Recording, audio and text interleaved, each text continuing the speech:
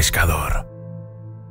En cierta ocasión, iba un ejecutivo paseando por una bonita playa vestido de pies a cabeza, con lo mejor de lo mejor. Todo de marca, de las líneas más exclusivas.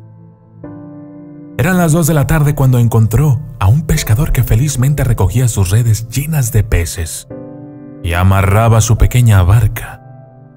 El ejecutivo se le acercó y le dijo: «Perdone, pero le he visto llegar con el barco y descargar el pescado. ¿No es muy temprano para volver de faenar?». El pescador le miró de reojo y, sonriendo, mientras recogía sus redes, le dijo: «¿Temprano? ¿Por qué lo dices? De hecho, yo ya he terminado mi jornada de trabajo. He pescado lo que necesito». «¿Ya ha terminado hoy de trabajar? ¿A las 2 de la tarde? ¿Cómo es eso posible?», dijo incrédulo el ejecutivo. El pescador, sorprendido por la pregunta, le respondió: «Mire, yo me levanto por la mañana a eso de las 8. Desayuno con mi mujer y mis hijos. Luego les acompaño al colegio y a eso de las 10 me subo a mi barca. Salgo a pescar, faeno durante 4 horas y a las 2 estoy de vuelta. Con lo que obtengo en esas 4 horas, tengo suficiente para que vivamos mi familia y yo, sin holguras. Felizmente regreso a casa, como tranquilamente, hago la siesta, voy a recoger a los niños al colegio con mi mujer. Paseamos y conversamos con los amigos. Volvemos a casa, cenamos y nos metemos en la cama. Felices». El ejecutivo intervino, llevado por una irrefrenable necesidad de hacer de consultor del pescador. «Verá, si me lo permite, le diré que usted está cometiendo un grave error en la gestión de su negocio y que el coste de oportunidad que está pagando ahora es, sin duda, excesivamente alto. Usted está renunciando a un payback impresionante. Su bait podría ser mucho mayor y su umbral de máxima competencia seguro que está muy lejos de ser alcanzado». El pescador solo lo miraba con cara de circunstancias raras, mostrando una sonrisa socarrona y sin entender exactamente a dónde quería llegar aquel hombre de 30 y pico años ni por qué de repente utilizaba palabras que no había oído en su vida. Y el ejecutivo seguía: «Podría sacar muchísimo más rendimiento de su barco si trabajara unas horas más, por ejemplo, de 8 de la mañana a 10 de la noche». El pescador entonces se encogió de hombros y le dijo: «¿Y eso para qué?». «¿Cómo que para qué? Obtendría por lo menos el triple de pescado. ¿O es que no ha oído hablar de las economías de escala, del rendimiento marginal creciente, de las curvas de productividad ascendentes? En fin, quiero decir que con los ingresos obtenidos por tal cantidad de pescado, pronto, en menos de un año, podría comprar otro barco mucho más grande y contratar a un patrón». El pescador volvió a intervenir: «¿Otro barco? ¿Y para qué quiero otro barco? Y además un patrón. ¿Que para qué lo quiere? ¿No lo ve? ¿No se da cuenta de que con la suma de los 2 barcos y 12 horas de pesca por barco podría comprar otros 2 barcos más en un plazo de tiempo relativamente corto? Quizá dentro de 2 años ya tendría 4 barcos, mucho más pescado cada día y mucho más dinero obtenido en las ventas de su pesca diaria». Y el pescador volvió a preguntar: «¿Pero todo eso para qué?». «Hombre, ¿pero está ciego o qué? ¿Por qué entonces, en el plazo de unos 20 años y reinvirtiendo todo lo obtenido, tendría una flota de unos 80 barcos? Repito, 80 barcos, que además serían 10 veces más grandes que la barcucha que usted tiene actualmente». Y de nuevo, riendo a carcajadas, el pescador volvió a preguntar: «¿Y para qué quiero yo todo eso?». Y el ejecutivo, desconcertado por la pregunta y gesticulando exageradamente, le dijo: «¿Cómo se nota que usted no tiene visión empresarial ni estratégica ni nada de nada? ¿No se da cuenta de que con todos esos barcos, tendría suficiente patrimonio y tranquilidad económica como para levantarse tranquilamente por la mañana a eso de las 8, desayunar con su mujer e hijos, llevarlos al colegio y salir a pescar por placer como a las 10 de la mañana, y solo durante unas 4 horas, volver a casa, comer, hacer la siesta. Y el pescador respondió: ¿y eso no es todo lo que tengo ahora mismo?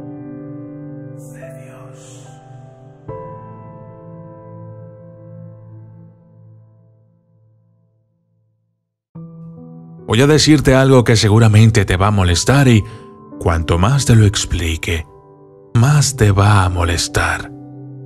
Muchas veces cuidamos más lo que tenemos seguro que lo que podemos perder. Por ejemplo, si te digo que no cuides tanto a tu familia, pero que cuides más a tu pareja, te sorprenderías, ¿no? ¿Cómo que no cuide a mi familia?, dirás. Si es mi familia. Sí, pero tu familia, ¿estás segura? Nunca se va a perder. ¿Has escuchado decir a alguien: por ahí va mi ex hijo o ahí va mi ex padre? Seguramente que no. Pero sí habrás escuchado a alguien decir: ahí va mi ex esposo o ahí está mi exnovia. Tus padres, hijos y hermanos, que son tu familia directa, no hay, ni puede haber, ex. Ellos son lo más seguro que tienes y estarán allí siempre. Por mucho tiempo que tarden en escribirse, en verse o hablarse, ellos son tu familia para siempre. Tú no puedes decir: ellos fueron mis padres, o ella era mi madre, o era mi hermano. No. Ellos fueron, son y serán tus padres, tus hermanos, tu familia para siempre. Bien. Sin embargo, hay otro amor, el de la pareja, que es el más frágil de todos los que existen. Dejar de cuidarlo y alimentarlo es como hacer una huelga de hambre indefinida. En ambos casos ya todos conocemos el final. Es por eso que hay que darlo todo, el uno por el otro. Si te alejas de tus padres y tus hermanos por muchos años, cuando regreses, ellos van a estar ahí esperándote con los brazos abiertos, para abrazarte y quizás llorar de emoción. Ese es un amor que nunca deja de ser. Pero aléjate de tu pareja por más de un año y verás que encuentras, si es que la encuentras. Yo puedo llamar a mis padres o a mis hermanos, puedo ir a visitarlos regularmente, eso está bien, porque son nuestros parientes y necesitan de nuestro afecto y de nuestra presencia. Pero en el matrimonio es totalmente distinto. El amor debe alimentarse diariamente. Es una sociedad en la cual los dos deben lograr un equilibrio en los pensamientos, en las decisiones, para que todo funcione bien. He visto muchos matrimonios destruidos por no entender lo que significaba la palabra familia. Es como querer colocar a la pareja en la categoría de pariente. Y ahí es donde empiezan los problemas y la mala relación en el matrimonio. Tú tienes una familia para ser muy feliz. Compartan los proyectos para crecer juntos, para que sus hijos tengan un modelo a seguir y sepan que un hogar se construye desde las propias decisiones. Siempre es bueno escuchar consejos, pero jamás permitir que las influencias destructivas socaven los cimientos de la familia. Dios hizo al hombre y a la mujer para que vivieran juntos. Por eso el hombre tiene que dejar a su padre y a su madre para casarse y vivir con su mujer. Los dos vivirán como si fueran una sola persona. Así, los que se casan ya no viven como dos personas separadas, sino como si fueran una sola persona. Si Dios ha unido a un hombre y a una mujer, nadie debe separarlos.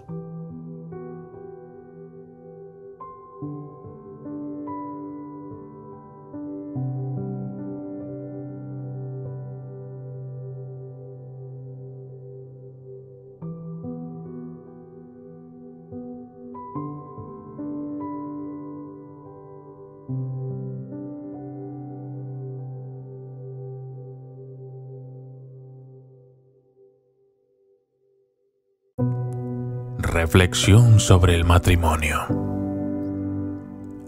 Cuando llegué a casa esa noche, mientras mi esposa me servía la cena, le tomé la mano y le dije: «Tengo algo que decirte». Ella se sentó y comió callada. La observé y vi el dolor en sus ojos. De pronto, no sabía cómo abrir la boca, pero tenía que decirle lo que estaba pensando. «Quiero el divorcio». Ella no parecía estar disgustada por mis palabras y me preguntó suavemente: «¿Por qué?». No supe qué responder. Esa noche no hablamos.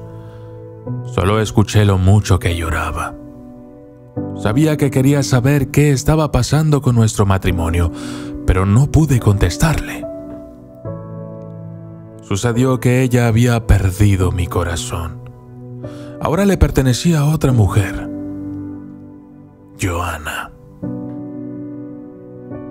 Yo ya no amaba a mi esposa. De hecho, le tenía lástima. Con un gran sentido de culpabilidad, escribí un acuerdo de divorcio y en este acuerdo ella se quedaba con la casa, el carro y el 30% de nuestro negocio. Ella miró el acuerdo y lo rompió en 1000 pedazos. Ella pasó 10 años de su vida conmigo y ahora éramos como unos extraños. Yo le tenía lástima por todo su tiempo perdido, pero ya no podía cambiar. Yo amaba a Johanna. De pronto, empezó a gritar y a llorar para desahogarse. La idea del divorcio ahora era más clara para mí. Al día siguiente llegué a casa y la encontré escribiendo en la mesa. No cené y me fui a dormir. Estaba muy cansado de haber pasado el día con Johanna. Cuando desperté, todavía estaba mi esposa escribiendo en la mesa. No me importó. Me giré y seguí durmiendo. Por la mañana, mi esposa me presentó sus condiciones para el divorcio. No quería nada de mí, pero necesitaba un mes de aviso antes del divorcio. En sus condiciones, pedía que por un mes tendríamos que vivir como hasta ahora.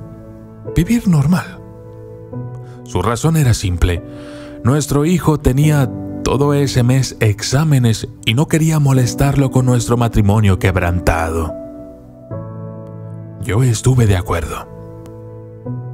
Ella tenía otra petición: que me acordara cuando yo la cargué a nuestro cuarto el día que nos casamos.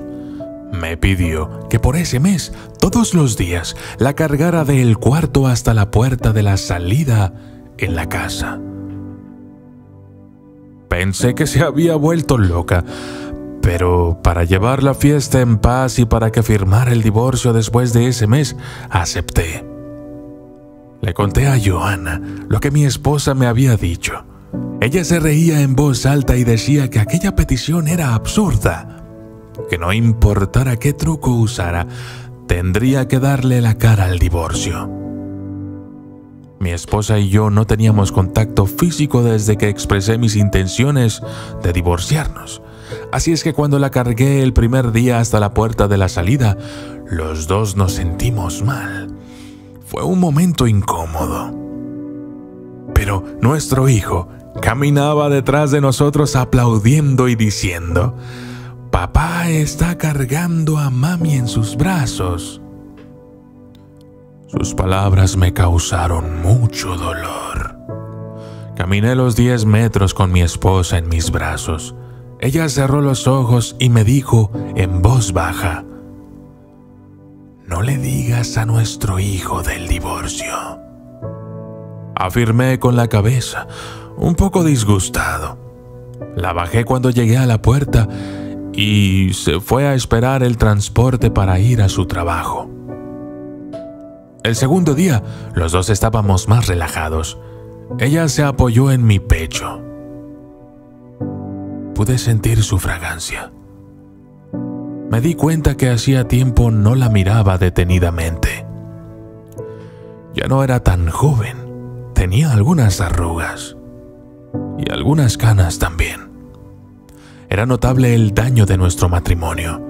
Por un momento pensé y me pregunté, ¿qué fue lo que hice? El cuarto día, la cargué. Sentí que la intimidad estaba regresando entre ambos.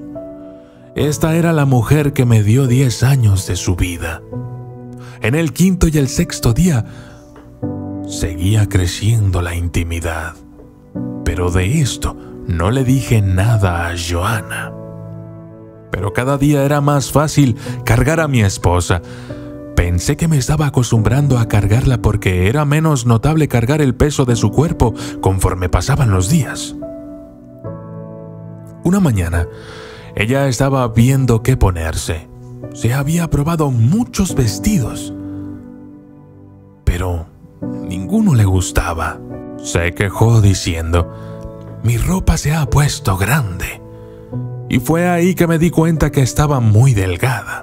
Y esa era la razón por la cual yo no sentía tanto su peso al momento de cargarla. De pronto, sentí que le había enterrado mucho dolor y amargura. Sin darme cuenta le toqué su cabello. En ese momento nuestro hijo entró a la habitación y dijo, «Papá, llegó el momento de que cargues a mamá hasta la puerta».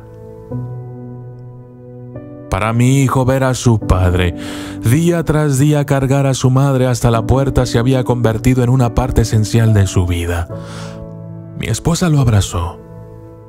Yo volteé la cara. Sentí temor de que cambiara mi forma de pensar sobre el divorcio. Cargar a mi esposa en mis brazos hasta la puerta se sentía igual que el primer día de nuestra boda. Ella acariciaba mi cuello suavemente y natural. Yo la abrazaba fuerte, igual que en nuestra noche de bodas. La abracé y no me moví. La sentí tan ligera y delgada que me dio tristeza. El último día, igual la abracé y no quería moverme.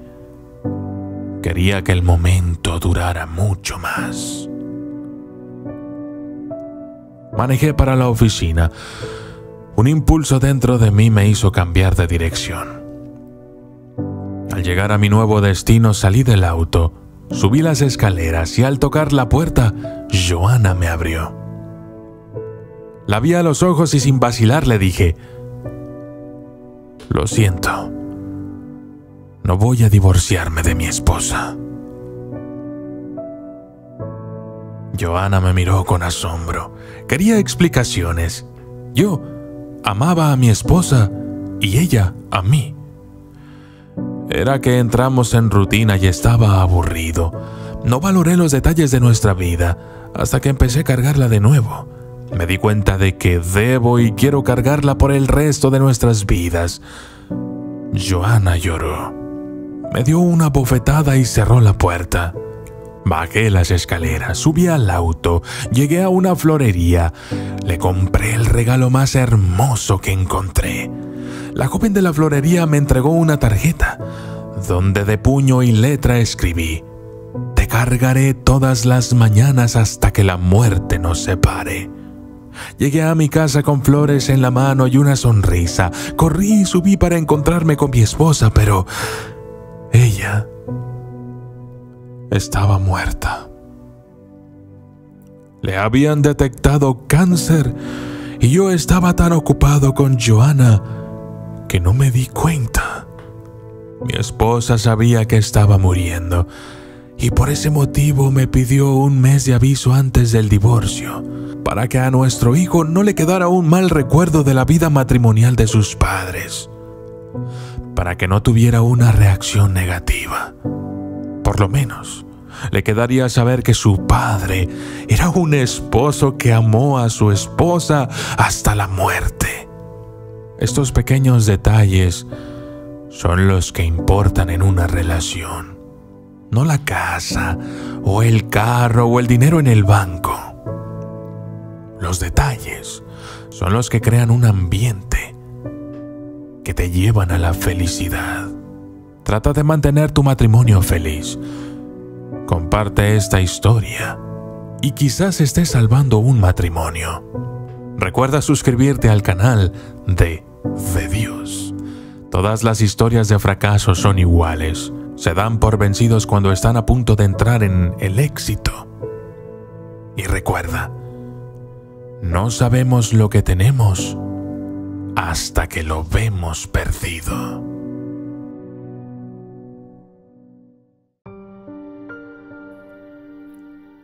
El tren de la vida. La vida no es más que un viaje por tren, repleto de embarques y desembarques, salpicado de accidentes, sorpresas agradables y también profundas tristezas.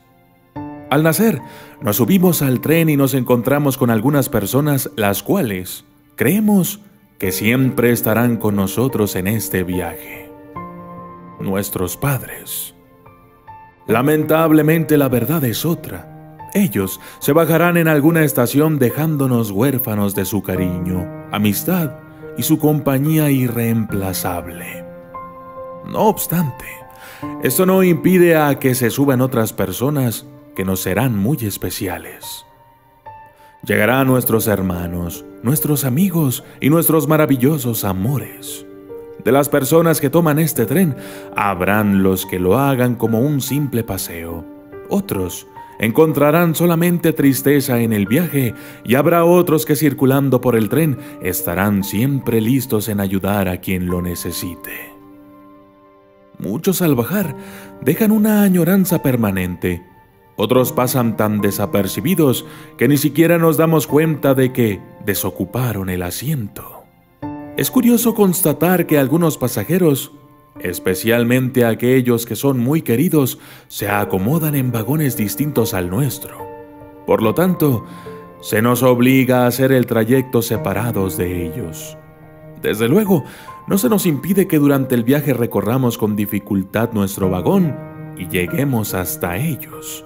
Pero lamentablemente, ya no podremos sentarnos a su lado, pues quizás habrá otra persona ocupando el asiento. No importa, el viaje se hace de este modo, lleno de desafíos, sueños, fantasías, esperas y despedidas, pero jamás regresos.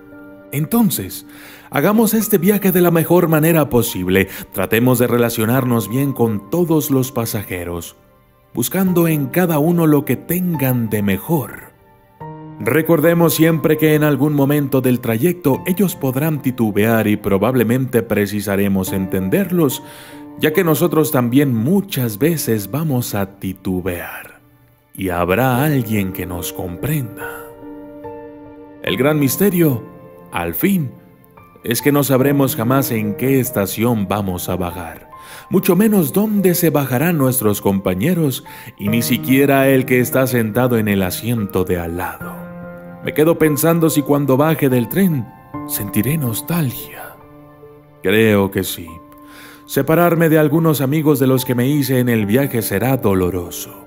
Dejar que mis hijos sigan solos será muy triste. Pero me aferro a la esperanza de que en algún momento llegaré a la estación principal y tendré la gran emoción de verlos llegar con un equipaje que no tenían cuando embarcaron. Lo que me hará feliz será pensar que colaboré con que el equipaje creciera y se hiciera valioso. Hagamos que nuestra estadía en este tren llamado vida sea tranquila, que haya valido la pena, que hagamos tanto para que cuando llegue el momento de desembarcar, nuestro asiento vacío deje añoranza y lindos recuerdos a los que en el viaje permanezcan.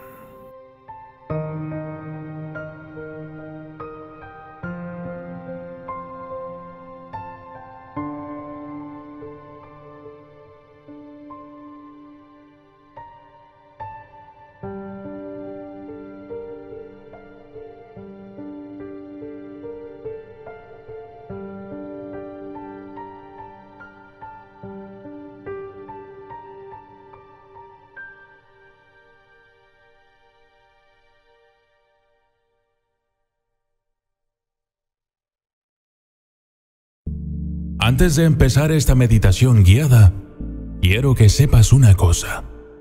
Dios es un ser altísimo, totalmente fuera de nuestra comprensión humana.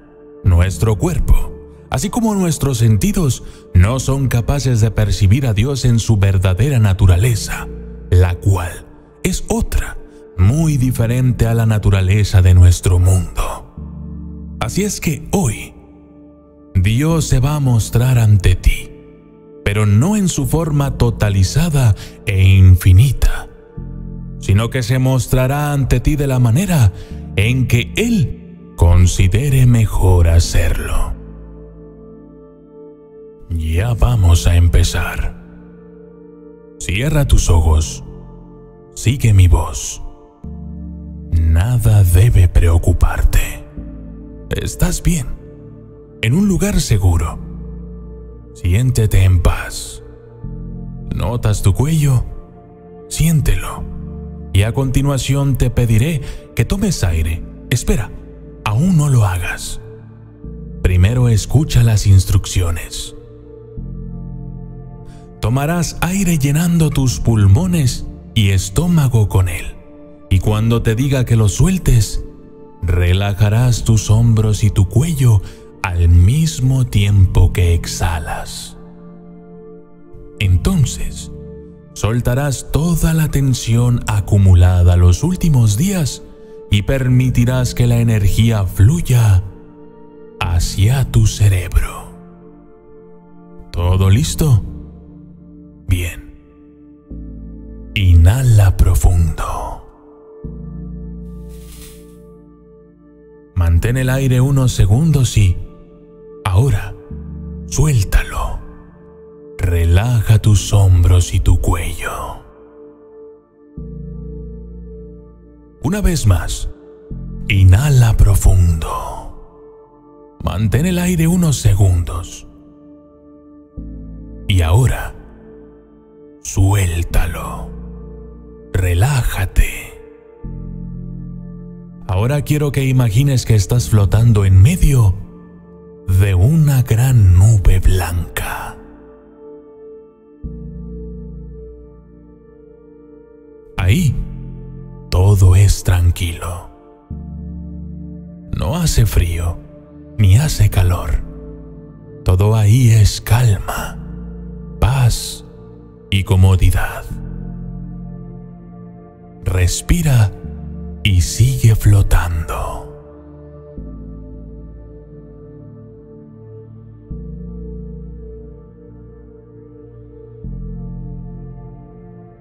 Todo a tu alrededor es blanco. Arriba, abajo, a un lado y al otro. Estás tú y la nube. Respira y sigue flotando.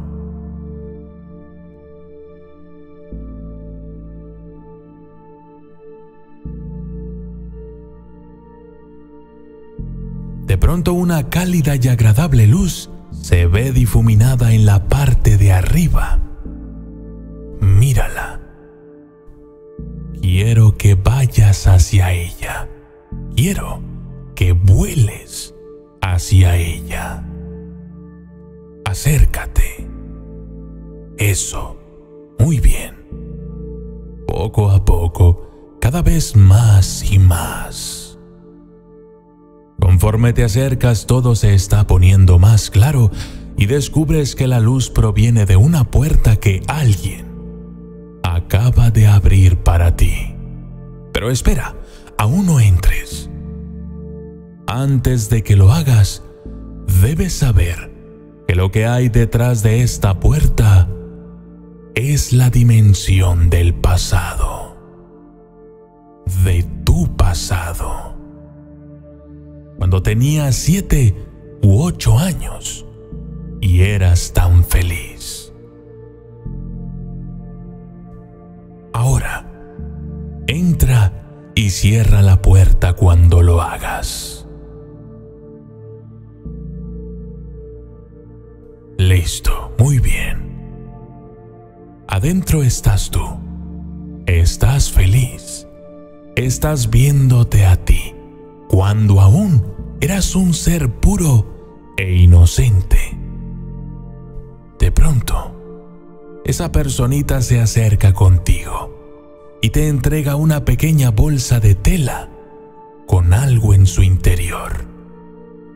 Sujétala bien, no la sueltes y pase lo que pase, no veas lo que hay en su interior hasta que yo te lo pida. Respira y sigue flotando. Si miras hacia arriba encontrarás otra puerta. Esa es la puerta de la dimensión del presente, y detrás de ella estarán las 3 cosas que más te importan en esta vida. Vuela hacia ella, poco a poco. Ábrela y cierra cuando hayas entrado.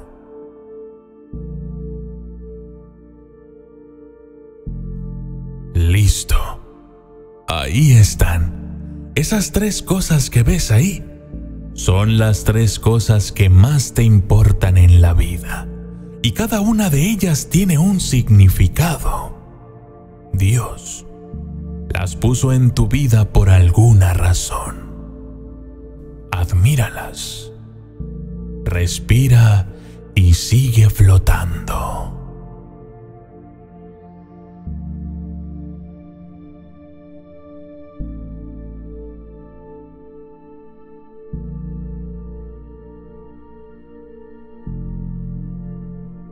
Si miras hacia arriba encontrarás otra puerta.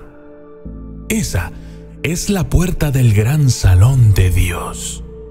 Ahí dentro, el piso es de mármol y hay 2 enormes escaleras que se unen al final.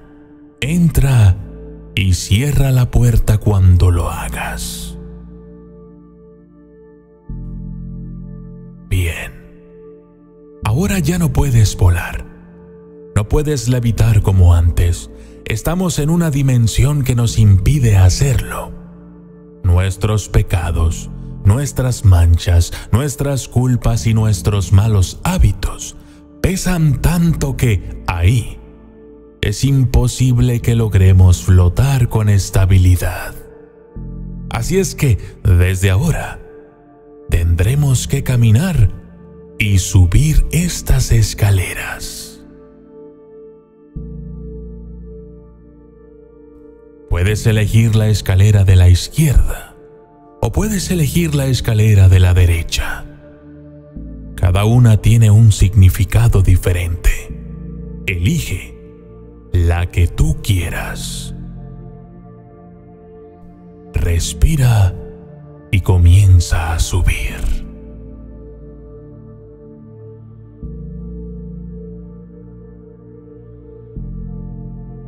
Conforme subes, escalón por escalón, comienzas a sentir que hay alguien al final de estas escaleras.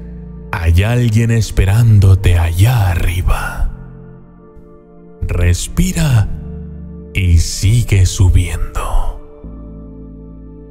Ya falta menos. Te faltan 3 escalones. 2 escalones. 1 escalón. Listo. Has llegado. Te das cuenta de que hay una última puerta ahí arriba, pero esta puerta es especial. Es muy pesada y necesita de una llave para abrirla. Esa llave está dentro de la bolsa de tela que te entregaste a ti mismo en la dimensión del pasado. La llevas en tu mano. Sácala. Ve hacia la puerta e introduce la llave. Pero no abras la puerta. Antes de que entres, debes saber que ahí dentro está Dios. Te está esperando. Se mostrará ante ti de una manera que solo tú y Él sabrán. Puede que te encuentres con un niño. Puede que te encuentres a un hombre o a una mujer, puede que sea un animal e incluso algo más, como un ángel o una luz. Lo que pase ahí dentro no me concierne a mí, pero quiero que cuando entres y veas a Dios, le digas todo lo que quieras decirle. Y además, te daré un consejo. No olvides pedirle también. Sé prudente e inteligente, porque cuando abras esa puerta, solo tendrás 5 minutos con Dios. Sabrás que esos 5 minutos se habrán agotado cuando la música finalice. Después de eso, podrás abrir los ojos y tu meditación habrá terminado. Adelante. Ya puedes abrir la puerta. Es hora de que hables con Dios.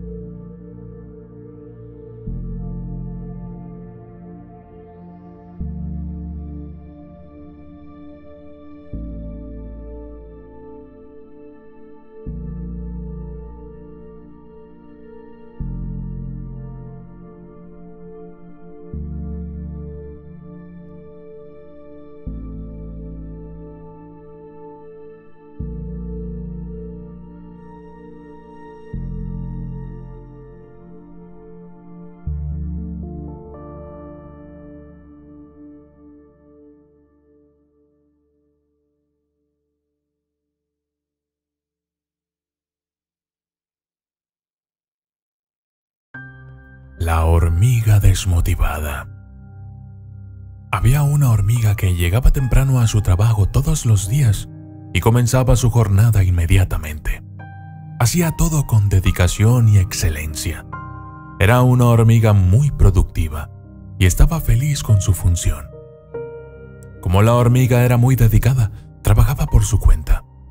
Un día, el león, quien era su jefe, se dio cuenta de que la hormiga trabajaba sin supervisión y pensó: si ella es tan productiva sin supervisión, imagínense entonces si fuese supervisada. Así pues, el león decidió contratar a la cucaracha, quien tenía demostrada experiencia en supervisión y además era famosa por redactar unos fantásticos informes. En su nuevo papel, la cucaracha se propuso como primer objetivo implementar un sistema de fichaje de entrada y salida de los empleados, con el fin de vigilar la presencia de los mismos. Tan pronto acabó con el control de presencia, decidió buscar una secretaria que le ayudara a reunir los informes, organizara los documentos y contestara el teléfono. Así que, tras varias entrevistas, contrató a la araña. El león estaba encantado con los informes que producía la araña y le pidió que además añadiera gráficos a los informes para describir las tendencias y rangos de producción. Así, él podría usar los informes en las presentaciones del consejo de administración. La cucaracha entonces decidió que necesitaba comprar un ordenador y una impresora láser para mejorar los informes de producción. En ese momento se dieron cuenta de que, con el nuevo equipo, deberían contratar también personal de informática para mantener la impresora y el ordenador. La hormiga, entretanto, que un día fue tan productiva y feliz, comenzó a sentirse agobiada por todos los datos e informes que le solicitaba la cucaracha y que ahora consumían muchísimo de su tiempo. El león se percató de la situación y decidió que era el momento exacto para contratar a un jefe de departamento para el área donde trabajaba la hormiga, ya que estaban creciendo a un buen ritmo. Realizó un larguísimo proceso de selección y finalmente decidió contratar a la cigarra. La cigarra, una vez se hizo cargo del departamento, necesitó también un asistente que trajo de su anterior trabajo, la pulga. Juntas, elaboraron una estrategia de mejoras para el departamento y un control de presupuesto. En medio de este crecimiento abrupto estaba la hormiga, que cada día se sentía más triste y desmotivada. El gerente cigarra habló con el león para mostrarle que necesitaban invertir en un estudio de clima laboral. Él estuvo de acuerdo, pero al analizar las finanzas se dio cuenta de que la unidad donde trabajaba la hormiga ya no rendía como antes, por lo que contrató a la lechuza, que era una consultora muy reconocida y famosa, para hacer un diagnóstico de la situación. La lechuza trabajó en este diagnóstico durante 3 meses y en su extenso informe de conclusiones afirmó que había mucha gente en la empresa. Entonces, llegó el momento de despedir a alguien de la compañía. ¿Y puedes adivinar quién fue el elegido? Sí, la hormiga. Por supuesto, porque a pesar de que había rendido mucho en el pasado, ahora estaba desmotivada y no podía seguir el ritmo de la compañía. Moraleja: el león, al darse cuenta de que el trabajo de la hormiga era un éxito, se dejó llevar por la codicia y solo pensó en aumentar las ganancias, sin valorar a la empleada que había estado esforzándose desde el principio, dando lo mejor de sí misma en el trabajo. Creó varios procesos y contrató nuevos animales, pero se le olvidó de lo principal: cuidar e invertir en aquellos que hicieron crecer la empresa en primer lugar. La hormiga sintiéndose desanimada e inhibida por tanta novedad, empezó a producir mucho menos. Y pronto fue descartada, como si ese fuera el problema. Así sucede en la vida real. Sostenemos muchas relaciones y, en algún momento, comenzamos a descartar a las personas que están con nosotros desde el principio, solo por pensar en nuestro propio beneficio. Y de esta manera, destruimos muchos vínculos, olvidando que fueron ellos los que nos ayudaron a seguir adelante. Valora a todas aquellas personas que contribuyen en tu día y analiza tu situación. Muchas veces nos enfocamos tanto en el trabajo que descuidamos a las personas que más queremos.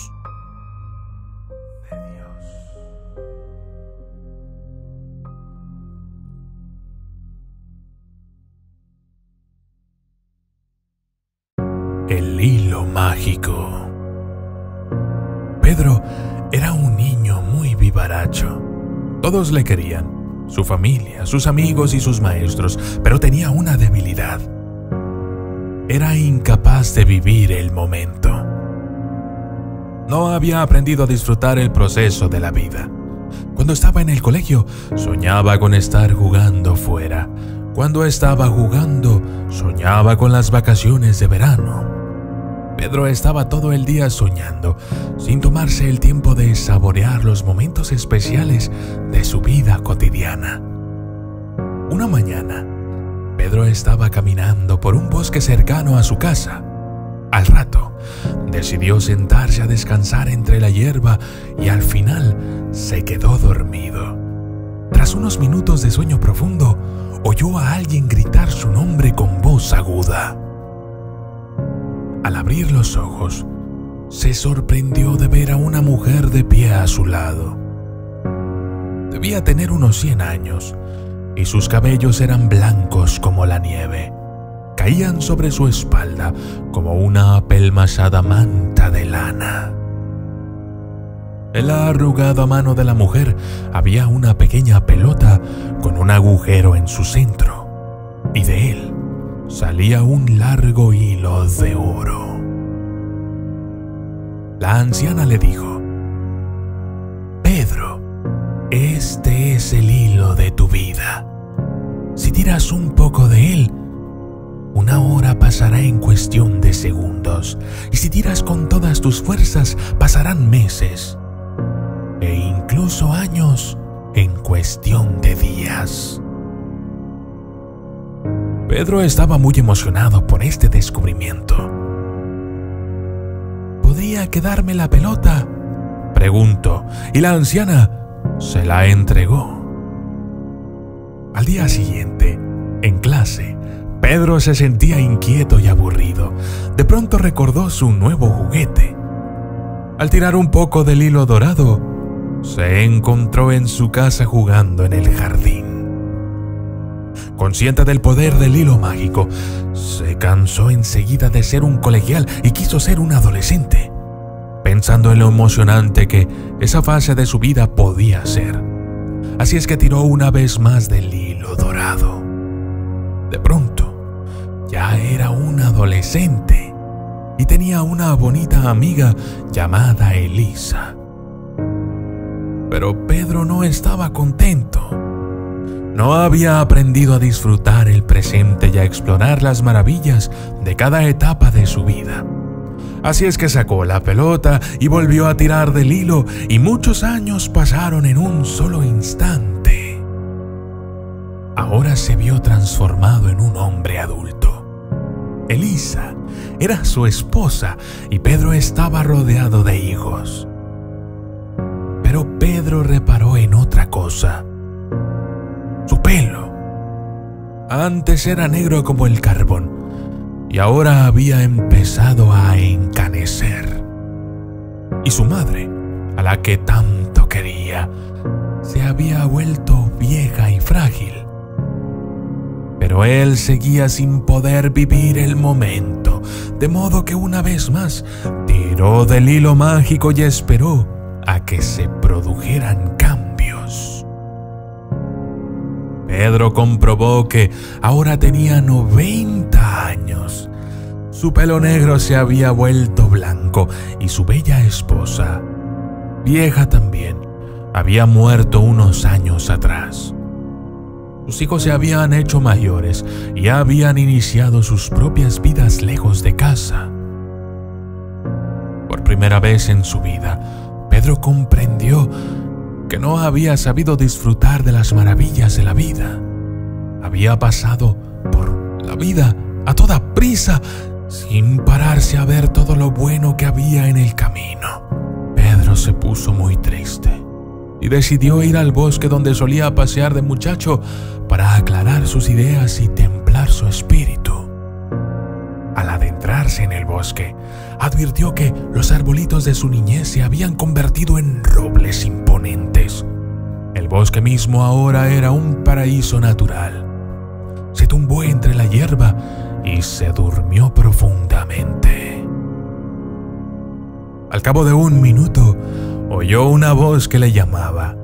Alzó los ojos y vio que se trataba de la misma anciana que años atrás le había regalado el hilo mágico. ¿Has disfrutado de mi regalo?, preguntó ella. Y Pedro no vaciló en responder. Al principio fue divertido, pero ahora odio esa pelota. La vida me ha pasado sin que me enterase. Sin poder disfrutarla, me salté momentos tristes y momentos estupendos, pero no he tenido la oportunidad de experimentar ninguno de los dos. Me siento vacío por dentro. Me he perdido el don de la vida. Qué triste. Pero igualmente te concederé un último deseo, dijo la anciana. Pedro pensó unos instantes y luego respondió: quisiera volver a ser un niño y vivir otra vez la vida. Dicho esto, se quedó otra vez dormido. De nuevo, Pedro volvió a oír una voz que le llamaba y abrió los ojos. ¿Quién podría ser ahora?, se preguntó. ¿Cuál no sería su sorpresa cuando vio a su madre de pie a su lado? Tenía un aspecto juvenil, saludable y radiante. Pedro comprendió que la extraña mujer del bosque le había concedido el deseo de volver a su niñez. Pedro saltó de la cama al momento y empezó a vivir la vida tal y como se la había esperado. Conoció muchos buenos momentos, muchas alegrías y triunfos, pero eso no ocurrió sino hasta que tomó la decisión de no sacrificar el presente por el futuro y empezar a vivir en el ahora. Muchas veces descuidamos el presente y nos centramos en el futuro sin darnos cuenta de que es importante llenar nuestro presente de momentos de calidad para poder construir nuestro futuro. No dejemos pasar la vida. No hay camino a la felicidad.